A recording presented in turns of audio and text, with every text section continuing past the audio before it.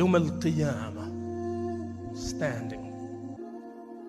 How long is standing going to be? 50,000 years. I want you to think now, as you're standing there waiting for your Lord, you ain't sitting on no chair. You're standing in the heat and you're sweating. You're standing in line, not a day, not a week, not a month, not even 100 years. 50,000 years.